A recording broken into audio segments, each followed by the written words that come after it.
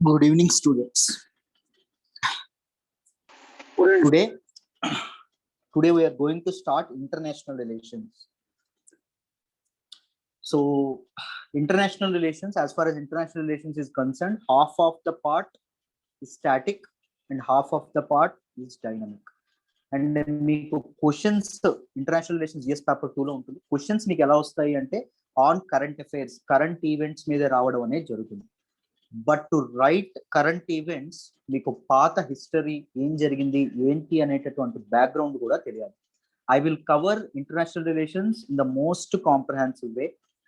So చాలా detailed గా లోతుగా కవర్ చేయడానికి ప్రయత్నిస్తాను. So that even paper reading, news paper reading కూడా మీకు చాలా చాలా యూజ్ అయ్యేటటువంటి, చాలా ఈజీ అయిపోయేటటువంటి అవకాశం అనేది ఉంటుంది. రైట్, సో కాన్సన్ట్రేట్, చాలా జాగ్రత్తగా వినండి. ఎవ్రీ క్లాస్ మీకు చాలా చాలా క్లియర్ గా అన్ని అర్థం. Today what you are going to discuss? India and Pakistan. India and Pakistan relations. Right, so anyone talk about India Pakistan relations? మీకు ఏం తెలుసో మాట్లాడండి. రెండు దాయాద్ దేశాలు. Very good. ఇంకా 2 కంట్రీస్ కి ఒకటేసారి ఫ్రీడమ్ వచ్చింది. 2 కంట్రీస్ కి ఒకేసారి ఒకటే ఇయర్ లో వచ్చింది. ఓకే, ఇంకా మన పొరుగు దేశం సార్, పాకిస్తాన్ అనేది రిలీజియన్ బేస్డ్ గా ఏర్పడింది sir. On the basis of religion Pakistan ఏర్పడింది. Very good. ఇంకా India Pakistan border issues. So many border issues between India and Pakistan. Very good. ఇంకా పాకిస్తాన్ కి ఇండిపెండెన్స్ ఎక్కువ సైన్యం చేతిలో ఉంది సార్. పాకిస్తాన్ లో డామినెన్స్ ఎక్కువగా ఆర్మీ చేతిలో ఉంటుంది. Very good, very good. ఇంకా ఇండియా నుంచి విడిపోయింది సార్.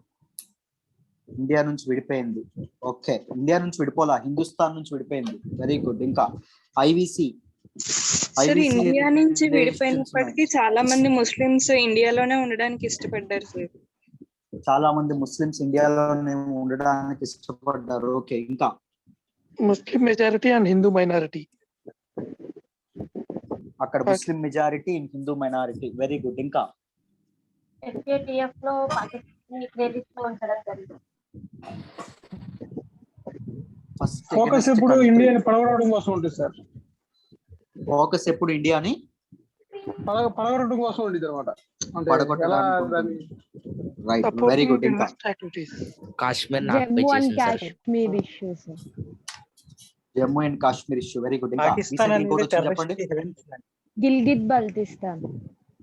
గిల్గిట్ బల్తిస్తాన్. ఇంకా ఐ థింక్ లాస్ట్ ఇయర్ అది బ్లాక్ లిస్ట్ లో friendship with China. Black list. Exactly, friendship with China. That is one of the threat. Sir, most of the terrorist Pakistan లో ఉంటారు కదా sir. Exactly, state sponsored terrorism. Very good. ఇంకా supporting Talibans in Afghanistan. Supporting Talibans in Afghanistan. Very good, very good. ఇంకా India and Pakistan చైనాతో కలిసి ఇండియాకి against గా plan చేస్తుంది. Very good, very good. China and Pakistan iron brothers అని కూడా అంటారు. Red cliff border. China debt trap లో పాకిస్తాన్ దిగుతుంది సార్. చైనా యొక్క డెట్ ట్రాప్ లో పాకిస్తాన్ శ్రీలంకతో పాటు తిరుగుతుంది. Okay, very good. ఇంకా సార్, FATF లో గ్రే లిస్ట్ లో ఉంది కదా sir Pakistan. FATF grey list లో ఉంది. త్వరలోనే బ్లాక్ లిస్ట్ లోకి వెళ్ళబోతుందా? మరి వెళ్ళే అవకాశం ఉందా? ఎస్ సార్, ఉంది సార్. ఇండియా మీద ప్రేమతో చెప్పకూడదు. లేదు, చైనా సపోర్ట్ చేస్తుంది. Very good, very good. Right, one belt one road లో. Very good. Indus water treaty. Very good. Indus water treaty. Very good, excellent Karishan. Right, so Pakistan relations, India Pakistan relations మీకు మొత్తం తెలుసు. నేను క్లాస్ చెప్పక్కర్లా. బట్ ఎందుకు ఇవన్నీ జరుగుతున్నాయి అని మాత్రం నేను చెప్పాలి. 2003 cease fire agreement. Very good, very good. Recent గా కలిసి మనం ఇది చేయడం అనేది జరిగింది. రీసెంట్ గా మళ్ళీ ఇంపోర్ట్స్ ని పాకిస్తాన్ ఏం చేసింది? ఎలో చేసి మళ్ళీ ఫ్రీజ్ చేసింది. Very good, very good, perfect. So మీ అందరికీ అన్ని తెలుసమ్మా. కానీ వాట్ ఎగ్జాక్ట్లీ హ్యాపెండ్ బిట్వీన్, ఎందుకు ఇంత ఒక క్రికెట్ మ్యాచ్ జరిగిన ఇండియా పాకిస్తాన్ మధ్య అంత శత్రుత్వం ఎందుకు? లేకపోతే ఒక చిన్న ఇష్యూ, లేకపోతే యునైటెడ్ నేషన్స్ ఆర్గనైజేషన్స్ లో ఏదైనా మీటింగ్ జరిగినప్పుడు ఒకరు మాట్లాడేటప్పుడు ఇంకొకరు వెళ్ళిపోతారు కామ్గా, బయటకు వెళ్ళిపోతారు. అండ్ ఒకరంటే ఒకరికి వేసడింపు, దాంతో పాటు ఒకరి పీపుల్ ఇంకొకరికి పడరు, ఇంకొకరి పీపుల్ ఇంకొకరికి పడరు. వై ఎవ్రీథింగ్ ఈస్ హ్యాపెనింగ్ అంటే we should look back to history. So I will take 4 to 5 long sessions on India and Pakistan relations. I will go in very చాలా డెప్త్ లో మీకు చెప్పడం అనేది జరుగుతుంది. ఓపిక పట్టి వినాలి. దాంతో పాటు ఫైనల్ గా మీరు ఏది న్యూస్ పేపర్ లో ఇండియా అండ్ పాకిస్తాన్ వచ్చినా మీకు ఒక నిమిషం కంటే ఎక్కువసేపు పట్టదు ఆ పేపర్, మీ న్యూస్ పేపర్ అనేది చదవడానికి.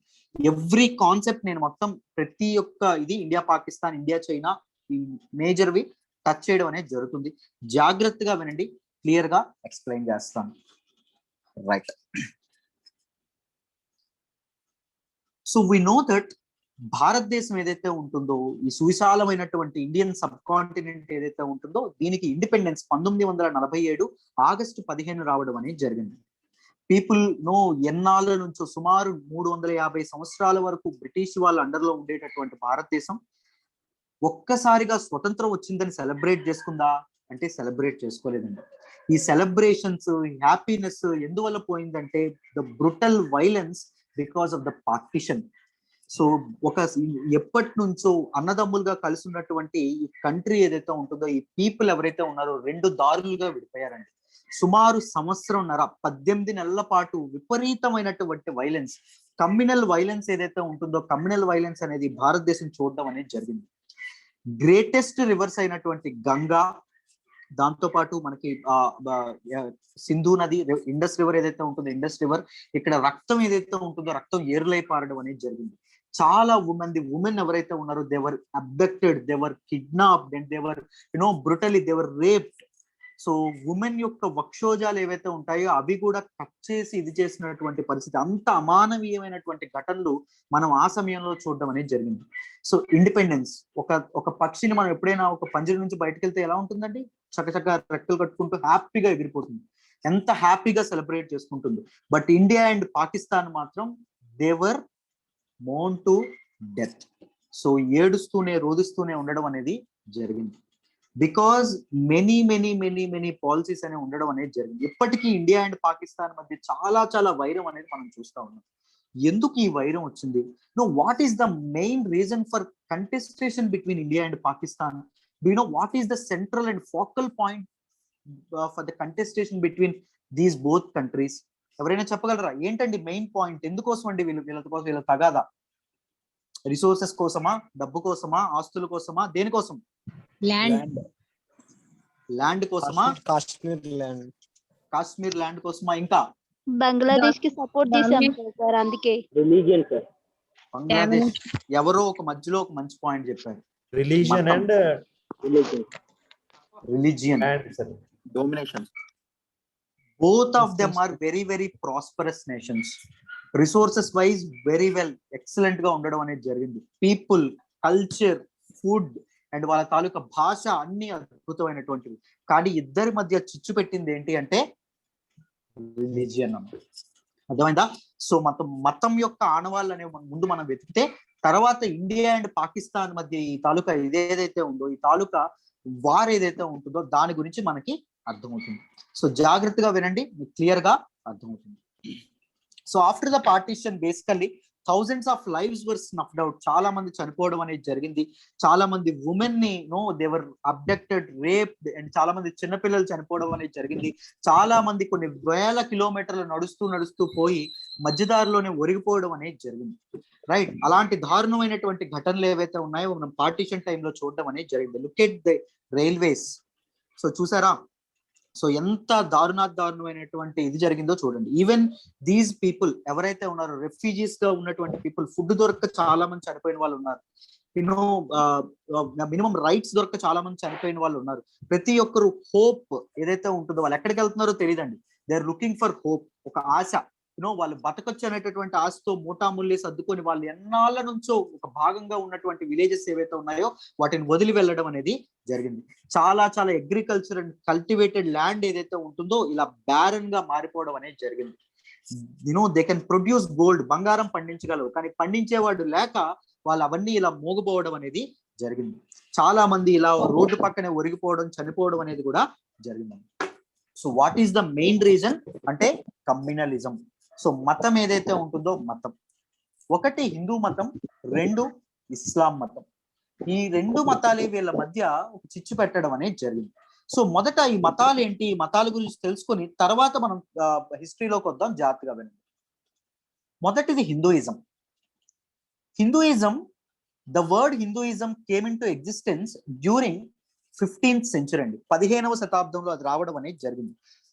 ఎప్పుడైతే దీస్ ఇస్లామిక్ ఇన్వేషన్స్ ఎప్పుడైతే జరిగినాయో, ఎప్పుడైతే టర్క్స్ తురుష్కులు ఎవరైతే ఉన్నారో వాళ్ళు భారతదేశంలో అడుగు పెట్టారో, to differentiate between these Turks and Indians, వీళ్ళిద్దరి మధ్య డిఫరెన్షియేట్ చేయడానికి ఇండియన్స్ ఎవరైతే ఉన్నారో, ఈ ఇండస్ వ్యాలీ పరివాహక ప్రాంతాల్లో ఉండేటటువంటి పీపుల్ ఎవరైతే ఉన్నారో వాళ్ళని హిందూస్ గా పరిగణించడం అనేది జరిగింది. The word Hindus came from Indus నుంచి రావడం అనేది జరిగింది. అంటే హిందూయిజం 14-15 శతాబ్దంలో 14th to 15th century ఏడీలో పుట్టుకొచ్చిందా సార్ అంటే కాదమ్మా. Hinduism is the oldest religion on the planet. So Vedic religion ఎప్పుడైతే ఉందో, ఆఫ్టర్ ఇండస్ వ్యాలీ సివిలైజేషన్ ఎప్పుడైతే డిక్లైన్ అయిందో, ఆర్యులు అనేటటువంటి వాళ్ళు యురేషియా ప్రాంతం నుంచి హిందూ కుష్ మౌంటైన్స్ లోని ఖైబర్ పాస్ కూడా భారతదేశంలో అడుగు పెట్టడం అనేది జరిగింది. వాళ్ళు వస్తూ ఏం తీసుకొచ్చారు, గుర్రాల మీద వచ్చారు. దాంతో పాటు ఐరన్ వెపన్స్ ఏవైతే ఉన్నాయో, సోఫిస్టికేటెడ్ ఐరన్ వెపన్స్ పట్టుకొని రావడం అనేది జరిగింది. దాంతో పాటు వాళ్ళ బుర్రల్లో వేదాలు పట్టుకొని రావడం అనేది జరిగింది. Vedas were never written form అండి. రిటర్న్ ఫామ్ లో అప్పటి వరకు ఉండేవి కాదు, వాళ్ళ బుర్రల్లో పట్టుకొని రావడం అనేది జరిగింది. దాంతో పాటు వేదిక్ రిలీజియన్ అనేటటువంటి మతం ఏదైతే ఉంటుందో దాన్ని ఇండియాలోకి వాళ్ళు ఇన్వైట్ చేయడం అనేది జరిగింది. That is the history of Hinduism. And next Islam గురించి చూసుకుంటే, Islam is one of the very very very youngest religions in the world అండి. మొన్న ఉద్భవించినటువంటి రిలీజియన్ ఏంటి అంటే, పుట్టుకొచ్చినటువంటి మతం ఏంటి అంటే Islam. Islam means surrendering to one entity, that is Allah. అల్లాకి తమకు తాము భౌతికంగా మానసికంగా ప్రతిదీ అర్పించుకోవడం ఏదైతే ఉంటుందో అది Islam. Islam during 7th century AD ఏదైతే ఉంటుందో, క్రీస్తకం 7వ శతాబ్దంలో సౌదీ అరేబియాలోని మక్కా ప్రాంతంలో మహమ్మద్ ప్రవక్త, ప్రాఫిట్ మహమ్మద్ అనేటటువంటి వ్యక్తి ద్వారా ఇంట్రడ్యూస్ అవ్వడం అనేది జరిగింది. Not only India and Pakistan మధ్య దీనికోసం, ఈ కాన్ఫ్లిక్ట్ కోసం ఒక్కటే రిలీజియన్ కాదండి. Even Middle East crisis that we read in world history, so అక్కడ కూడా మెయిన్ ప్రాబ్లం ఏంటి అంటే రిలీజియన్ అండి. సో ఇక్కడ హిందూయిజం, దాంతో పాటు ఇస్లాం, అక్కడ ఓన్లీ హిందూయిజం. కాకపోతే హిందూయిజం లో డిఫరెంట్ సెక్ట్స్ ఉంటాయి. షియా, సున్నీ అనేటటువంటి sectarian clashes led to conflict in middle east ప్రాంతం ఏదైతే ఉంటుందో, మిడిల్ ఈస్ట్ ప్రాంతంలో అది కాన్ఫ్లిక్ట్ కలిగించడం అనేది జరిగింది. So in the ancient times మీరు చూసుకుంటే, before the invasion of these Islamic rulers ముందు చూసుకుంటే, there were 3 religions in the prominence. ఎవరు ఉండేవాళ్ళు? బ్రాహ్మణిజం, వేదిక్ రిలీజియన్ ఏదైతే ఉంటుందో వేదిక్ రిలీజియన్, దాంతో పాటు బుద్ధిజం ఏదైతే ఉంటుందో బుద్ధిజం, మూడవది ఏంటి అంటే జైనిజం అండి.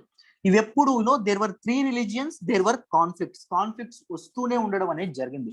కానీ అశోక లాంటి గొప్ప రూలర్స్ ఎవరైతే ఉన్నారో, they came up with a policy called Dhamma సిద్ధాంతం లాంటి పాలసీస్ వాళ్ళు ఇంట్రడ్యూస్ చేసి ఈ కమ్యూనలిజం ఏదైతే ఉంటుందో, ఈ కమ్యూనల్ రియోట్స్ ఏవైతే ఉన్నాయో వాటన్నింటినీ వాళ్ళకి అడ్డుకట్ట వేయడం అనేది జరిగింది.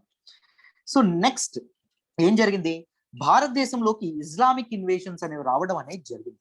So the first Islamic invader to invade India, the first Islamic invader to enter India is Muhammad bin Qasim. Muhammad bin Qasim was followed by Muhammad of Ghazni. Muhammad of Ghazni ఎవరైతే ఉంటారో, ఈయన మొత్తం భారతదేశం మీద 17 సార్లు దండయాత్ర చేయడం అనేది జరిగిందమ్మా. 17 బ్రుటల్ రైడ్స్ చేయడం అనేది జరిగింది. అందులో the most important one is the raid on Somnath temple. Gujarat లోని సోమనాథ్ టెంపుల్ ఏదైతే ఉందో, సోమనాథ్ టెంపుల్ మీద ఆయన అటాక్ చేస్తాడండి. అటాక్ చేసి అక్కడ ఉన్నటువంటి ఆలయం ఏదైతే ఉంటుందో దాన్ని ధ్వంసం చేయడం అనేది జరుగుతుంది. And Muhammad of Ghazni was followed by Muhammad of Ghori. Muhammad of Ghori ఎవరైతే ఉంటారో ఈయన కూడా ఇండియాలో ఉండేటటువంటి ఈ రిలీజియన్స్ ఏవైతే రిలీజియస్ వర్షిప్ ప్లేసెస్ ఏవైతే ఉంటాయి, టెంపుల్స్ దేవాలయాలు ఏవైతే ఉంటాయో వాటన్నింటినీ సమూలంగా ధ్వంసం చేయడం అనేది జరుగుతుంది, కంప్లీట్ గా నాశనం చేయడం అనేది జరుగుతుందాం. ఎవరండి? మహమ్మద్ ఆఫ్ ఘోరీ. మహమ్మద్ ఆఫ్ ఘోరీకి 2 స్లేవ్స్ ఉంటారండి. మహమ్మద్ ఆఫ్ ఘోరీకి ఎంతమంది ఉంటారు? 2 స్లేవ్స్ ఉంటారు. ఒకరు బక్తియార్ ఖిల్జీ, రెండవరు కుతుబుద్దీన్ ఐబక్. ఎక్కడైనా అర్థం కాకపోతే చెప్పండి, స్లో చేయమన్నా చేస్తాను. జస్ట్ ఒక కామెంట్ బాక్స్ లో just drop me A message, I will act accordingly. Right, very good.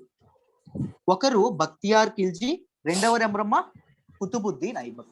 Bakhtiyar Khilji ఎవరైతే ఉన్నారో ఆయన ఏం చేసేవాళ్ళు అంటే దీస్ హిందూ టెంపుల్స్ ఏవైతే ఉన్నాయో వాటన్నింటినీ కంప్లీట్ గా డిస్ట్రాయ్ చేయడం అనేది జరిగింది. బుద్ధిస్ట్ అండ్ జైనిస్ట్ ఇవేవైతే ఉంటాయో యూనివర్సిటీస్ ఏవైతే ఉన్నాయో వాటిని కూడా కంప్లీట్ గా ధ్వంసం చేయడం అనేది జరిగింది. సో కుతుబుద్దీన్ ఐబక్ నిర్మించినటువంటి అధాయిదీన్ కా జోప్రా ఏదైతే ఉంటుందో అది ముందు ఏంటండి? It was a Saraswati temple. Right, that was a Saraswati temple. So అప్పటి వరకు ఏన్షియంట్ టైమ్స్ వరకు డామినెంట్ పవర్స్ మేము అనుకున్నటువంటి బ్రాహ్మణులు ఎవరైతే ఉన్నారో వాళ్ళు ఇస్లామిక్ ఇన్వేషన్స్ వచ్చిన తర్వాత ఇన్సెక్యూర్ ఫీల్ అవ్వడం అనేది జరిగింది. సొసైటీలో వాళ్ళకి గౌరవం ఏదైతే ఉంటుందో గౌరవం తగ్గడం అనేది జరిగింది. ఇన్ ఇస్లామిక్ సొసైటీస్ అంటే మన తాలూకా ఢిల్లీ సుల్తనేట్ తాలూకా సొసైటీ కానీ తర్వాత పరిపాలించినటువంటి మొఘలుల సొసైటీ, మొఘలుల సమాజంలో కానీ ఎవరండి అత్యున్నతమైనటువంటి శక్తిగా ఎదిగారు అంటే ఇస్లామిక్ పీపుల్ ఎవరైతే ఉన్నారో, ముస్లిం పీపుల్ ఎవరైతే ఉన్నారో వాళ్ళు ఎదవడం అనేది జరిగింది. These Brahmins, these Vedic religion కి చెందిన, నేను నోట్స్ ఇస్తాను. ఓకే, దీస్ వేదిక్ రిలీజియన్ కి సంబంధించినటువంటి వ్యక్తులు ఎవరైతే ఉన్నారో వీళ్ళందరూ విపరీతమైనటువంటి ఇన్సెక్యూరిటీ ఫీల్ అవుతున్నారు, విపరీతమైనటువంటి బాధ. సో చాలా చాలా ప్రాబ్లం వాళ్ళకి ఇదవడం అనేది జరుగుతుంది. ఎందుకంటే ఒక్కసారిగా వాళ్ళ డామినెన్స్ అనేది పడిపోయింది, ఒక్కసారిగా వాళ్ళ కుర్చీ నుంచి నేల మీదకి రావడం అనేది జరిగింది. రైట్, సో ఇది ఒక్కరితో ఆగిపోతుందా? ఆగలా. తర్వాత మిడివల్ టైమ్స్ అయిపోయిన తర్వాత మొఘలులు, ద స్ట్రాంగెస్ట్ మొఘల్స్ ఎవరైతే ఉన్నారో వాళ్ళు అయిపోయిన తర్వాత ఎవరు ఎంటర్ అయ్యారంటే అమ్మా యూరోపియన్స్ ఎంటర్ అవ్వడం అనేది జరిగింది. Europeans pave the way for Christian missionaries into India. So Christian missionaries ఏవైతే ఉన్నాయో భారతదేశంలోకి ఎంటర్ అవ్వడం అనేది జరిగింది. క్రిస్టియన్ మిషనరీస్ ఎవరైతే ఉన్నారో వారు ఫోర్స్ఫుల్ కన్వర్షన్స్ లో పాలు పంచుకోవడం అనేది జరిగింది. But in the medieval times who are the dominant power? Islamic people are the dominant power. So Akbar time వరకు హిందువులకి, అక్బర్ కి, మొఘలులకి, రాజ్పుట్స్ కి మధ్య వివాహ సంబంధాలు. జోధా అక్బర్ సినిమా చూసారా?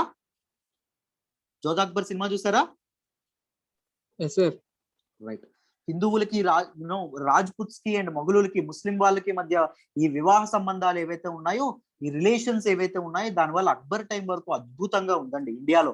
So though they were disappointed, they manage to live in harmony. ప్రతి ఒక్కరు ఒకరి విందుల్లో ఒకరు, ఒకరి తాలూకా దీనిలో ఒకరు. India is a nation of unity in diversity. Though India is a very diversity in nature, but we are united as one. That is Hindustan గా మనందరం ఉండడం అనేది జరిగింది. అండ్ ఈ కమ్యూనల్ రియాట్స్ ఏవైతే ఉన్నాయో అవి తగ్గించడానికి జస్ట్ లైక్ అశోక ఎవరైతే ఉన్నారో మన అక్బర్ కూడా he came up with a policy called దిని Ilahi అంటే యూనిటీ ఆఫ్ గాడ్ అమ్మ. అందరి దేవుళ్ళు ఒకటే, అన్ని ప్రిన్సిపల్స్ పీస్ ఏదైతే ఉంటుందో పీస్ నే ప్రీచ్ చేస్తాయి అని చెప్పి అక్బర్ చెప్పడం అనేది జరిగింది. బట్ అక్బర్ ఎప్పుడైతే చనిపోవడం అనేది జరుగుతుందో తర్వాత వచ్చినటువంటి rulers they went in to A rigorous policy of intolerance. So హిందువులు ఎవరైతే ఉన్నారో హిందువుల మీద ఈ రిప్రెషన్ ఏదైతే ఉంటుందో దానికి వెళ్ళడం అనేది జరుగుతుంది. హిందువుల యొక్క జులుం పట్టుకొని వాళ్ళ మీద అటాక్ చేయడం అనేది జరుగుతుంది. హిందూ టెంపుల్స్ మళ్ళీ డిస్ట్రాయ్ చేయబడడం అనేది జరుగుతుంది. దాంతో పాటు ఔరంగజేబ్ లాంటి వ్యక్తులు జిజియా ఏదైతే ఉంటుందో, jizya is a tax on religion అండి. సో తీర్థయాత్రల మీద వేసేటటువంటి పన్నులు లాంటివి ఏవైతే ఉన్నాయో వాటిని రివైవ్ చేయడం అనేది జరుగుతుంది. So from the medieval times both Hindus and Islamic people ఎవరైతే ఉన్నారో వాళ్ళిద్దరికి ఎప్పుడు గొడవలు ఉంటూనే ఉండేవండి. But they manage to live with harmony. So మనకెందుకులే గొడవలని బతికేస్తున్నారు తప్ప కంప్లీట్ గా సఖ్యత ఎప్పుడైనా ఉందా అంటే ఎప్పుడూ లేదు. సో వెన్ దీస్ బ్రిటిషర్స్ ఎవరైతే ఉన్నారో, బ్రిటిషర్స్ ఎప్పుడైతే భారతదేశంలోకి ఎంటర్ అవ్వడం అనేది జరిగిందో, యూరోపియన్స్ ఎప్పుడైతే భారతదేశంలోకి ఎంటర్ అవ్వడం అనేది జరిగిందో, దెన్ దీస్ క్రిస్టియన్ మిషనరీస్ ఏవైతే ఉన్నాయో అవి కూడా ఎంటర్ అవ్వడం అనేది జరిగింది. అప్పటి వరకు ఇస్లాం పీపుల్ ఏమనుకుంటున్నారు అంటే we are the rulers of India for perpetuity. For ever భారతదేశం అనేది ఉన్నంత కాలం, భారతదేశం అనేది ఎగ్జిస్ట్ అయినంత కాలం మేమే ఈ భారతదేశానికి రూలర్స్ అనేటటువంటి విధంగా ఇస్లామిక్ పీపుల్ ఉండడం అనేది జరిగింది. బట్ దీస్ బ్రిటిష్ పీపుల్ వచ్చారు, మెల్లమెల్లగా పవర్ ఏదైతే ఉంటుందో వాళ్ళ చేతుల్లోకి వెరీ ఫేజ్డ్ మేనర్ పవర్ ని వాళ్ళ చేతుల్లోకి లాక్కోవడం అనేది మొదలు పెట్టారు. సో రిగరస్ ఈ పాలసీస్ ఏవైతే ఉన్నాయో, rigorous policies on land revenue taxation ఏదైతే ఉంటుందో అది తీసుకొచ్చారు. మిడివల్ టైమ్స్ లో ఇక్తాస్ పేరుతో వాళ్ళకి ఇవ్వబడినటువంటి ల్యాండ్ ఏదైతే ఉంటుందో ఆ ల్యాండ్ అంతా మళ్ళీ రాక్కున్నారు. సో ఏన్షియంట్ టైమ్స్ లో అగ్రహారాల పేరుతో బ్రాహ్మణులకి ఇవ్వబడినటువంటి తరతరాలుగా వాళ్ళ ఆస్తి అయినటువంటి ల్యాండ్ ఏదైతే ఉంటుందో ఆ ల్యాండ్ ని మళ్ళీ బ్రిటిష్ వాళ్ళు లాక్కున్నారు. So each and every community, భారతదేశంలో ఉండేటటువంటి ప్రతి section, every section of India wanted to revolt against Britishers. బ్రిటిషర్స్ల మీద తిరుగుబాటు చేయాలని చెప్పి అనుకోవడం అనేది జరుగుతుంది. But who are the majority? ఇండియాలో ఉండేటటువంటి మెజారిటీ పీపుల్ ఎవరండి? ఏ religion? Hindus. So Britishers wanted to appease Hindus. Britishers wanted to lure Hindus. So దానికోసం ఏం చేశారు? సివిల్ సర్వీసెస్ లో గానీ, ఆర్మీలో గానీ ప్రతి దానిలో ఎవరికంటే రిప్రజెంటేషన్ ఇవ్వడం అనేది జరిగింది? హిందువులు ఎవరైతే ఉన్నారో హిందువులకు ఇవ్వడం అనేది జరిగింది. From the initial times it self British followed a wonderful policy called divide and rule policy. విభజించి పాలించే విధానం ఏదైతే ఉంటుందో దాన్ని ఫాలో అవ్వడం అనేది జరిగింది. బ్రిటిషర్స్ ఎప్పుడైనా ఇంగ్లాండ్ ని చూసారండి? ఎవరైనా ఇంగ్లాండ్ ని చూసారా? మ్యాప్ లో చూసాను సార్. ఇంత ఉంటుంది. బట్ ఎప్పుడైనా మన ఇండియాని చూసారా? పెద్దది ఉంటుంది. యూకే పాపులేషన్ చాలా తక్కువ, బట్ ఇండియన్ పాపులేషన్ చాలా ఎక్కువ. How they manage to rule India for almost more than 300 years? ఎవరైనా చెప్పగలరా? Divide and rule policy sir. Right. ఇంకా ప్రావిన్సెస్ గా డివైడ్ చేశారు. ఏంటమ్మా? Bengal province, Madras province. Dyarchy sir. Dyarchy. ఇంకా చూడండి చెప్తా. పాలిటిక్స్ సార్ వాళ్ళ దగ్గర పారిశ్రామికీకరణ ఇండస్ట్రీ ముందుగా డెవలప్ అయింది కదా, industrialisation. Okay, technology use. Right.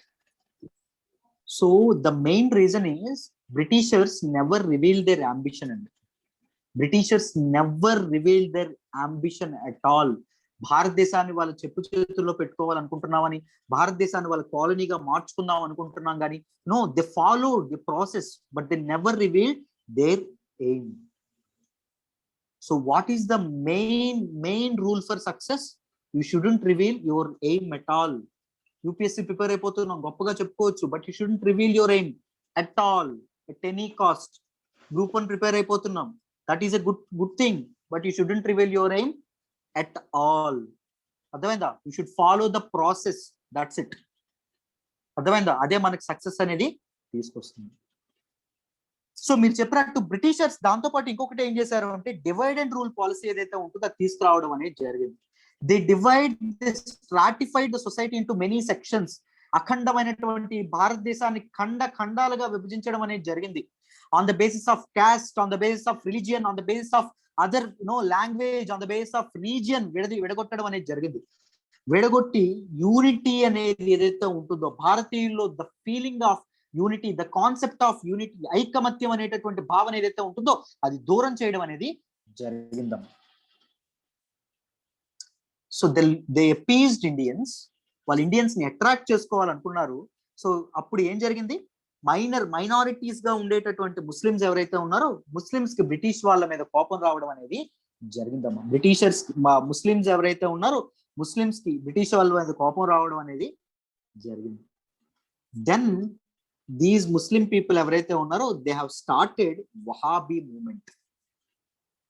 The first movement that was మన తాలూకా వీళ్ళు ఎవరైతే ఉన్నారో మన తాలూకా ముస్లిమ్స్ ఎవరైతే ఉన్నారో ముస్లిమ్స్ బ్రిటిష్ వాళ్ళ మీద జిహాద్ ప్రకటించడం అనేది జరిగింది.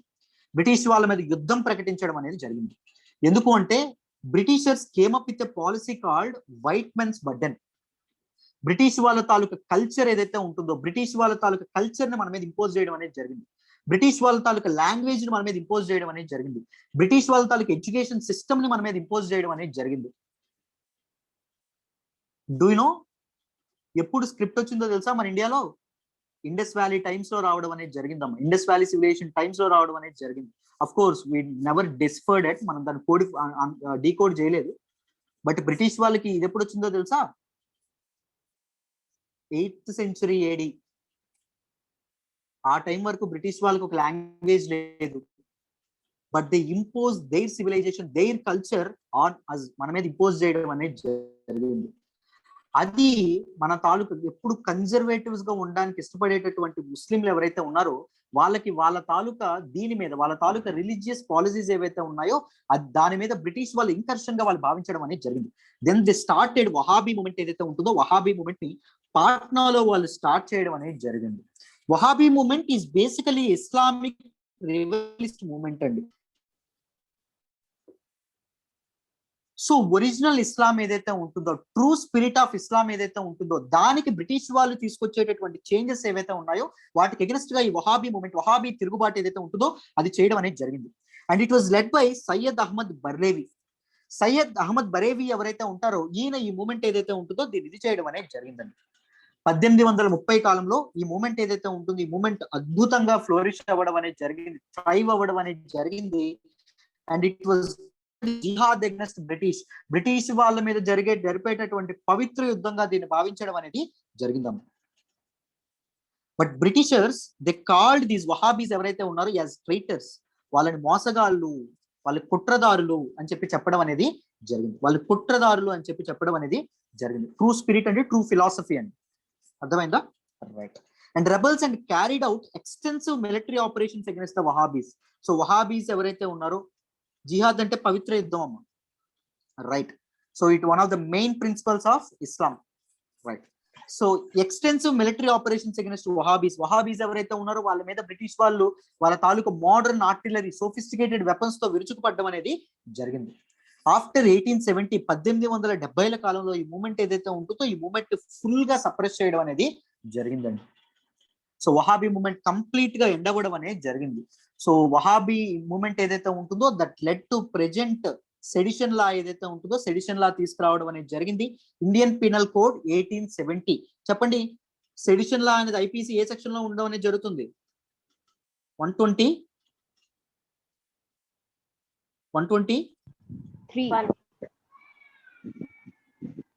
124A, right. మన రీసెంట్ గా న్యూస్ లో కూడా రావడం అనేది జరిగింది. Very good. So Wahabi movement తర్వాత బ్రిటిష్ వాళ్ళు ఈ తాలూకా సెడిషన్ లా ఏదైతే ఉంటుందో అది భారతదేశంలో తీసుకురావడం అనేది జరిగిందమ్మ. So the first Islamic movement against British ఏంటి అంటే వహాబీ మూమెంట్. తర్వాత ఏం జరిగింది అంటే ద గ్రేట్ రివోల్ట్ ఆఫ్ 1857 అన్నమాట. ఓకేనా? తప్పు రాశాను. 1857 సిపాయిల తిరుగుబాటు అనేది జరగడం అనేది జరిగింది. So it was the first great struggle of Indians to over through British rule. కొంతమంది ఏమంటారు అంటే this is the first war of independence అని చెప్పి కూడా అండం అనేది జరుగుతుందండి. సో ఈ రివోల్ట్ లో ఏం జరిగింది అంటే మన తాలూకా వీళ్ళు ఎవరైతే ఉంటారో, సెడిషన్ అంటే రాజద్రోహం అమ్మ, గవర్నమెంట్ ఎగెనిస్ట్ గా వెళ్ళడం. ఓకేనా? రైట్.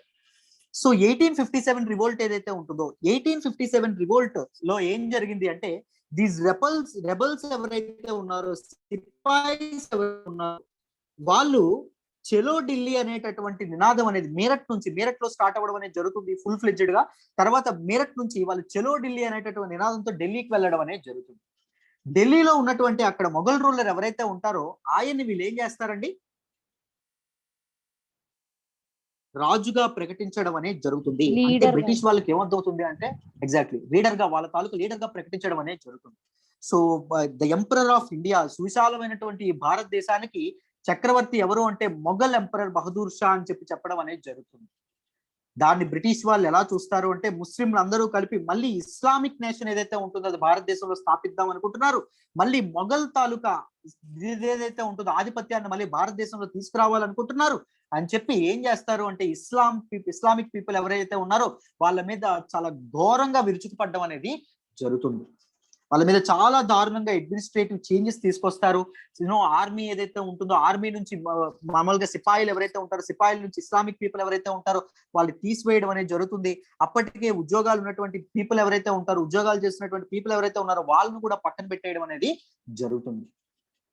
సో ఇది ఇస్లామిక్ పీపుల్ ఎవరైతే ఉన్నారో వాళ్ళ తాలూకా చాలా చాలా ఆగ్రహావేశాలకు గురవడం అనేది జరుగుతుంది. And everything changed after 1885. 1885లో మొత్తం మారిపోతుంది. ఎందుకు మారిపోతుందో చెప్పగలరా?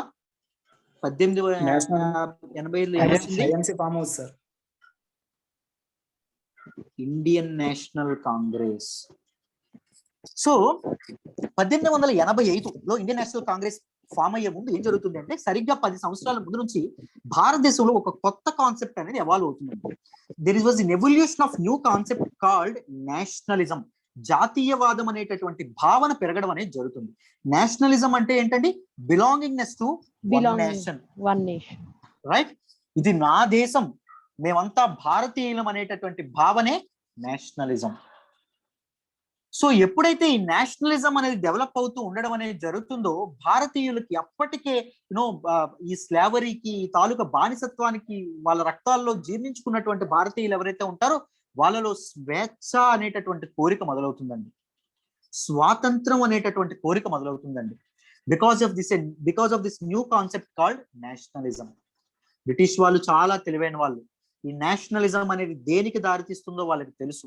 తర్వాత ఎంత గొప్ప ఉద్యమాలు అనేవి చెలరేగుతాయో కూడా బ్రిటిష్ వాళ్ళకి తెలుసు.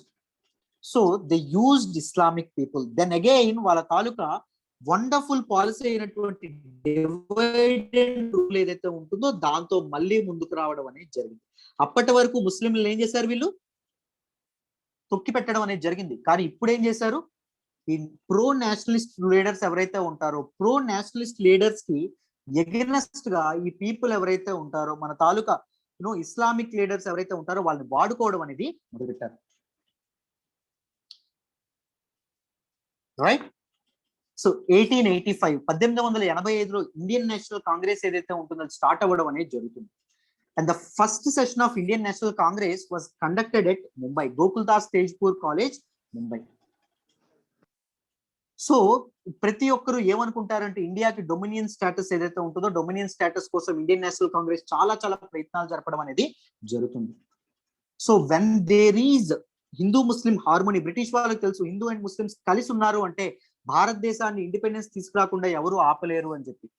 So Britishers use this Islamic people ఎవరైతే ఉన్నారో వాళ్ళని ఉపయోగించి ఈ ప్రో నేషనలిస్ట్ లీడర్స్ ఎవరైతే ఉన్నారో వాళ్ళకి ఎగెనెస్ట్ గా వీళ్ళు ఇది చేయడం అనేది జరిగిందమ్మా.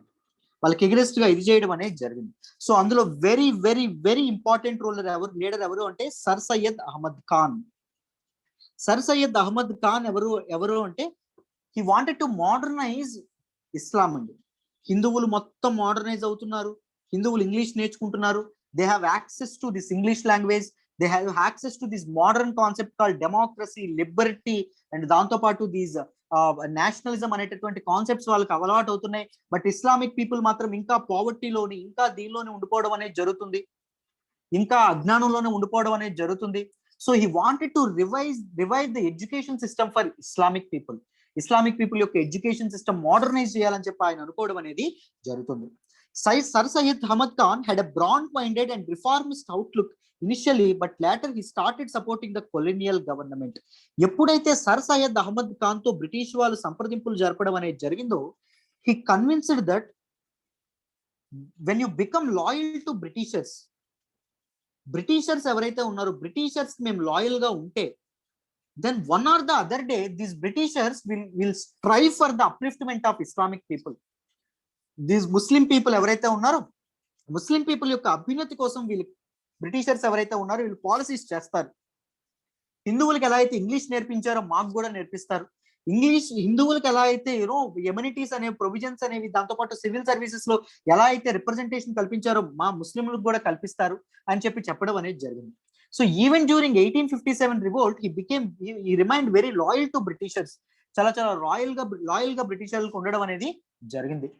దాంతో పాటు ఆఫ్టర్ దట్ మీకు తర్వాత కూడా చాలా మంది ఇస్లామిక్ పీపుల్ ఎవరైతే ఉన్నారో వాళ్ళకి ఏం చెప్పారు అంటే ఎవ్వరు కాంగ్రెస్ లో చేరొద్దు, ఎవ్వరు పొలిటికల్ ఆర్గనైజేషన్స్ ఫామ్ చేయొద్దు, ఎవరు ఇండియన్ నేషనల్ కాంగ్రెస్ ద్వారా మొదలైనటువంటి ఇండియన్ నేషనల్ మూవ్మెంట్ ఏదైతే ఉంటుందో దానిలో పార్టిసిపేట్ చేయొద్దు, ప్లీజ్ నో అని చెప్పి ఊరూరా తిరిగి ఈయన అభ్యర్థించడం అనేది జరిగింది.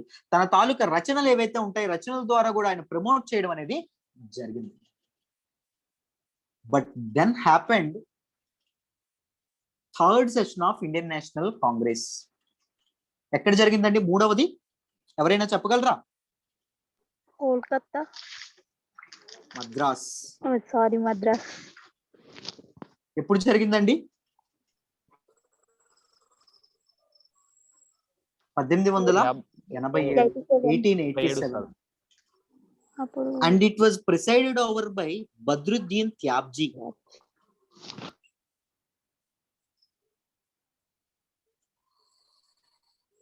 He is the first Muslim leader to preside over INC session. So Badruddin Tyabji ఎవరైతే ఉన్నారో ఈయన ప్రెసిడెంట్ గా వ్యవహరించడం చూసినటువంటి ఇస్లామిక్ లీడర్స్ ఎవరైతే ఉన్నారో లేదు ఇండియన్ నేషనల్ కాంగ్రెస్ ఏదైతే ఉంటుందో it is not pro Hindu organisation, it wants to strive for the independence of India, so we want to take part in Indian National Congress అని చెప్పి చాలా మంది లాయర్లు ఎవరైతే ఉన్నారో లాయర్లు కానీ చాలా మంది స్కాలర్స్ ఎవరైతే ఉన్నారో స్కాలర్స్ కానీ వీళ్ళందరూ ఇండియన్ నేషనల్ కాంగ్రెస్ లో చేరడం అనేది మొదలు పెట్టారు. ఎవరి తాలూకా పిలుపుకి ఎగ్నెస్ట్ గా? సర్ సయ్యద్ అహ్మద్ ఖాన్ ఎవరైతే ఉంటారో ఈయన తాలూకా పిలుపుకి ఎగనిస్ట్ గా. అర్థమైందా? ఈయన తాలూకా పిలుపు ఏదైతే ఉంటుందో దానికి ఎగనిస్ట్ గా. సో ఇండియన్ నేషనల్ కాంగ్రెస్ లో చాలా మంది పార్టిసిపేట్ చేయడం అనేది జరుగుతుంది, చాలా ఇస్లామిక్ లీడర్స్ కూడా ఉండడం అనేది జరుగుతుంది. సో మెల్లమెల్లగా ఇండియన్ నేషనల్ కాంగ్రెస్ యొక్క దయ వల్ల ఏం జరుగుతుంది? హిందువులకి ఇస్లామిక్ పీపుల్ ఎవరైతే ఉన్నారో వాళ్ళ మీద సయోధ్య ఏదైతే ఉంటుందో అది పెరుగుతుంది. So there was no conflict now. British వాళ్ళు ఇప్పుడు తక్షణ కర్తవ్యం ఏంటి? ఇద్దరిని విడగొట్టేయాలి, ఇద్దరి మధ్య చిచ్చు పెట్టాలి. Then Lord Curzon came up with a policy called Bengal Partition. Bengal విభజన. 1905లో లార్డ్ కర్జన్ ఏం చేస్తాడు అంటే బెంగాల్ ఏదైతే ఉంటుందో ఒక పెద్ద ఫ్రాంటియర్ గా ఉండేటటువంటి బెంగాల్ ని రెండు విధాలుగా రెండు భాగాలుగా విడగొట్టేయడం అనేది జరుగుతుంది. ఒకటి ఈస్ట్ బెంగాల్, రెండవది ఏంటమ్మా వెస్ట్ బెంగాల్. ఒకటి ఈస్ట్ బెంగాల్, రెండవది west Bengal. So what is the reason mentioned? ఎందుకు విడగొట్టారంటే ఏం చెప్తారు? Because of the administrative convenience అని చెప్పి చెప్తారు. పరిపాలన సౌలభ్యం కోసం చేస్తున్నామని చెప్పి చెప్పడం అనేది జరుగుతుంది. But what is the main reason? Main reason ఏంటండి? Destroy communal harmony between Hindus and Islamic people. To destroy the culture of Bengal. Bengal యొక్క కల్చర్ ఏదైతే ఉంటుందో దాన్ని విచ్ఛిన్నం చేయాలనేటటువంటి ఉద్దేశంతో ఆయన పని చేయడం అనేది జరిగింది. Both Hindus and Islamic people revolted against this particular decision. So both హిందువులు దాంతో పాటు ఇస్లామిక్ పీపుల్ కూడా ఎగ్నెస్ట్ గా మారడం అనేది జరిగింది, ఎగ్నెస్ట్ గా మాట్లాడడం అనేది జరిగింది. Then Lord Curzon met with this Islamic rulers అండి. ఇస్లామిక్ లీడర్స్ ను కలిసి ఎందుకు వెళ్ళగొట్టామో తెలుసా? అసలు మీకు అర్థం కావట్లా. చిట్టగాంగ్ ఏదైతే ఉంటుందో చిట్టగాంగ్ లో ఒక పోర్ట్ పెట్టబోతున్నాం. ఢాకా ఏదైతే ఉంటుందో ఢాకాలో మీకోసం ఒక యూనివర్సిటీ పెట్టబోతున్నాం. This is for the upliftment of Islam, this is for the upliftment of Muslims అని చెప్పి చెప్పడం అనేది జరిగింది.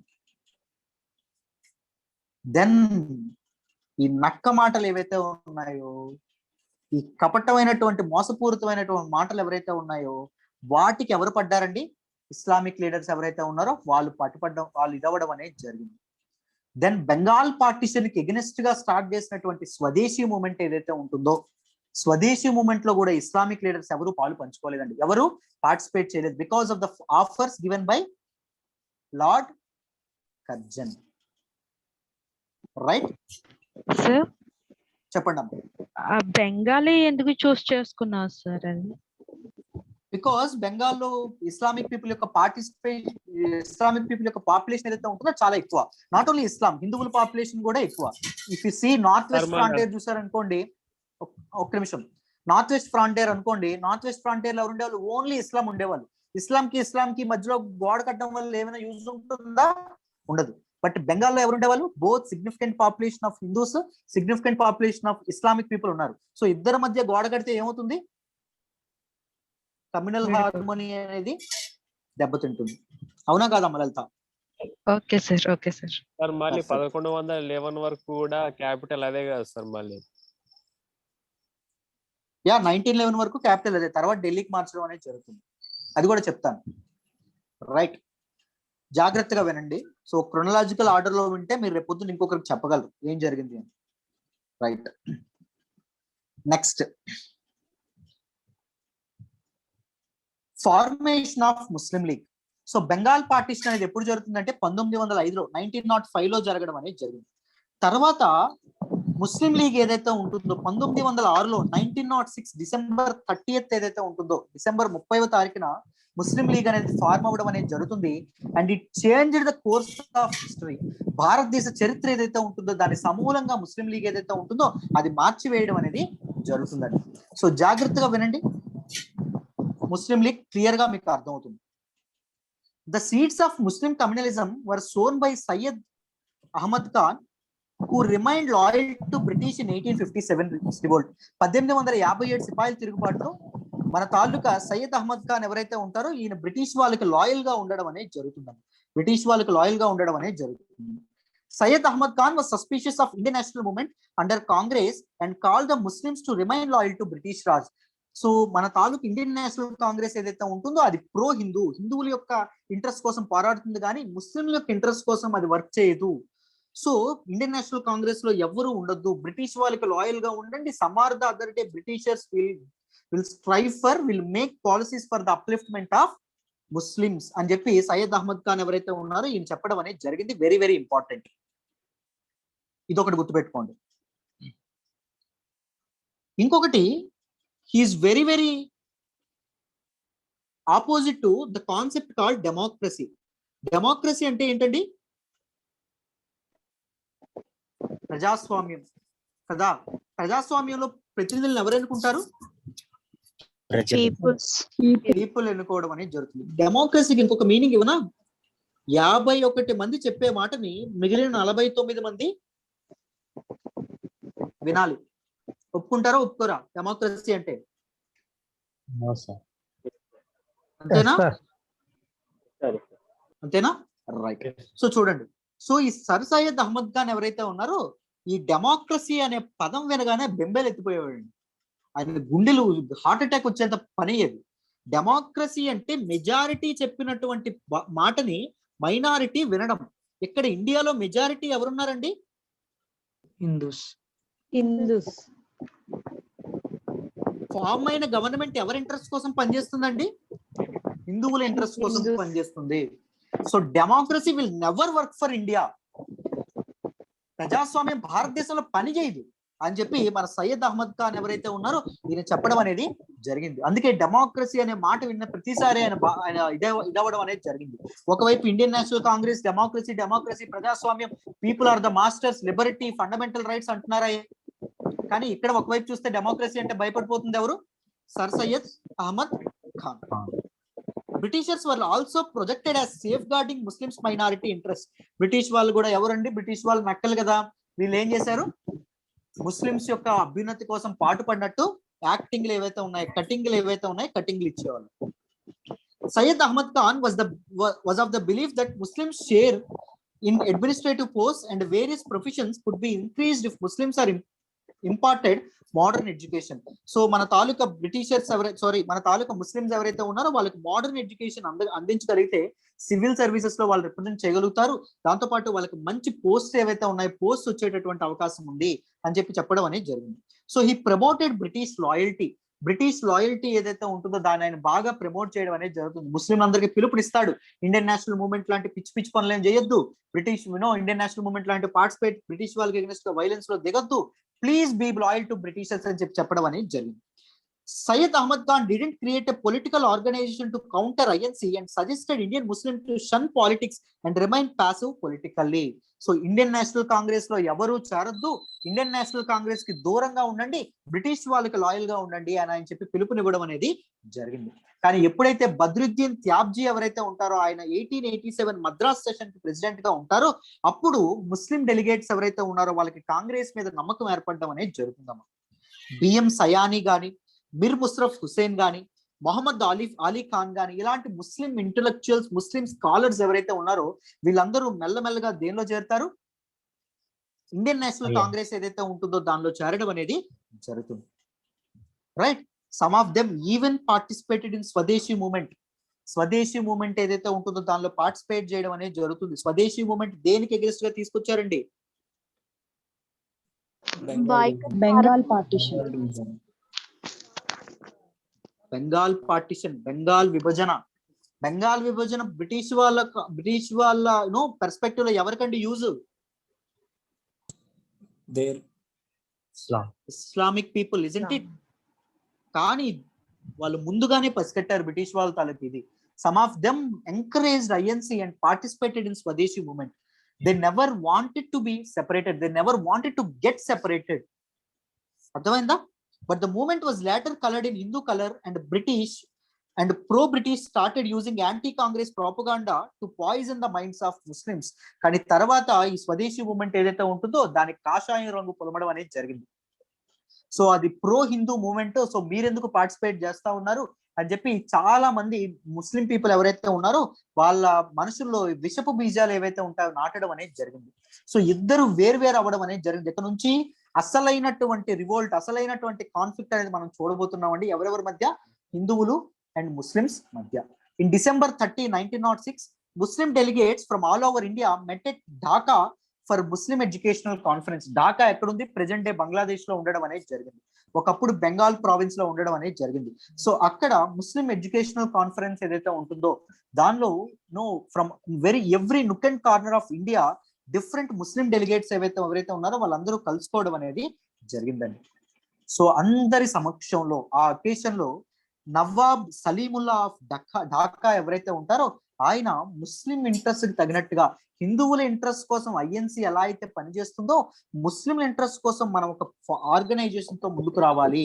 ఆ ఆర్గనైజేషన్ కి ఒక పేరు పెట్టారండి. ఆర్గనైజేషన్ పేరేంటమ్మా? All India Muslim League. Organisation యొక్క పేరేంటి? All India Muslim League. 1905లో ఏం జరిగింది? బెంగాల్ పార్టీషన్ జరిగింది. 1906లో ఏం జరిగింది? ముస్లిం లీగ్ ఏదైతే ఉంటుందో ముస్లిం లీగ్ అనేది ఫామ్ అవ్వడం అనేది జరిగింది. ఎక్కడ ఫామ్ అయింది? Dhaka of present day Bangladesh. అక్కడ స్టార్ట్ అవ్వడం అనేది జరిగింది. సో అప్పర్ క్లాస్ ముస్లిమ్స్ అయినటువంటి అగా ఖాన్, దాంతో పాటు నవాబ్ మొహసిన్ ఉల్ ముల్క్ ఎవరైతే ఉన్నారో ఇలాంటి వాళ్ళందరూ ముస్లిం లీగ్ ఫార్మేషన్ లో చాలా ఇంపార్టెంట్ రోల్ ప్లే చేయడం అనేది జరిగింది. అందరికీ డౌట్ రావచ్చు, మరి మహమ్మద్ అలీ జిన్నా ఎక్కడున్నారు సార్? ఎక్కడున్నారండి మహమ్మద్ అలీ జిన్నా? ముస్లిం లీగ్ లో ఉన్నారు, అప్పుడు ఐఎన్సీలో ఉన్నారు సార్, ఇండియన్ నేషనల్ కాంగ్రెస్ లో ఉన్నారు. స్వదేశీ మూమెంట్ లో హెల్ప్ చేసినటువంటి వ్యక్తులు, ఐఎన్సి యొక్క అసలైనటువంటి విధి విధానాలను సపోర్ట్ చేసినటువంటి ఒక అద్భుతమైనటువంటి న్యాయవాది ఎవరు? మహమ్మద్ అలీ జిన్నా. మహమ్మద్ అలీ జిన్నాకి క్వైదీ అజాం, గ్రేట్ లీడర్ అనేటటువంటి బిరుదు కూడా ఉంది. అండ్ బాబాయి క్వాయ్, పాకిస్తాన్ జాతిపిత అనేటటువంటి బిరుదు కూడా ఆయనకు ఉండడం అనేది జరిగిందండి. He is very good guy, right? మనం చాలా తప్పు అనుకుంటాం కానీ he is very good guy. Next ఏమైందో చెప్తాను. బ్రిటిష్ వాళ్ళు మన తాలూకా వీళ్ళు ఎవరైతే ఉన్నారో ముస్లిం పీపుల్ ఎవరైతే ఉన్నారో వాళ్ళకు కూడా డబ్బు కొట్టడం అనేది జరిగింది. వాళ్ళకు కూడా నమ్మించి మోసం చేశారు. ఫస్ట్ ఎక్కడ నమ్మించి మోసం చేశారంటే 1911లో 1911లో ఏం జరిగింది అంటే they announced the annulment of Bengal partition. Bengal ని మేము విడదీయట్లేదు, ఏప్రిల్ ఫూల్ అని చెప్పడం అనేది జరిగింది. సో అప్పటి వరకు బెంగాల్ విడగొడితే చిట్టగాంగ్లో పోర్ట్ వస్తుంది, ఢాకాలో యూనివర్సిటీ వస్తుంది అని భావించినటువంటి ముస్లిం పీపుల్ ఎవరైతే ఉన్నారో, ఇస్లామిక్ పీపుల్ ఎవరైతే ఉన్నారో వాళ్ళందరూ మోసపోవడం అనేది జరిగింది. వాళ్ళందరూ బాధపడుతున్నారు. ఎన్నాళ్ళు మేము అన్నదమ్ములుగా ఉండేటటువంటి ఇండియన్ నేషనల్ కాంగ్రెస్ ఏదైతే ఉంటుందో దాన్ని మేము వేరు చేసుకున్నాం అనేటటువంటి బాధపడుతున్నారు. ఎవరండి?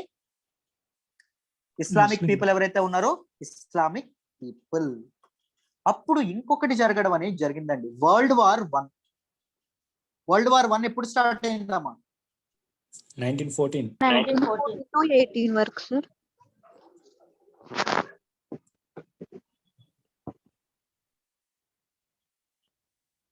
World war 1914. ఎవరెవరి మధ్య అయిందో తెలుసా? అలయన్స్ ఫోర్సెస్, యాక్సిస్ ఫోర్సెస్ కి.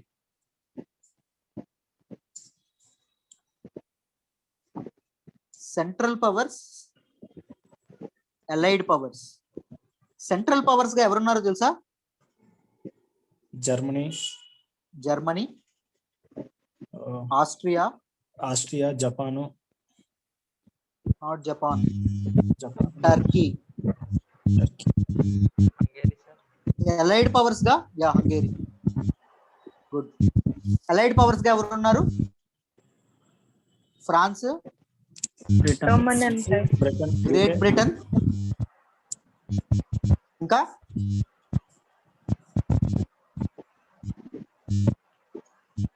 జపాన్. జపాన్. ఇవన్నీ ఉండడం అనేది జరిగింది. చూడండి అమ్మా, చూడండి.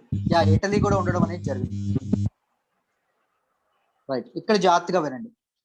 సో టర్కీ ఏదైతే ఉంటుందో, టర్కీని పరిపాలించినటువంటి వ్యక్తి ఎవరు అంటే ఖాలిఫ్.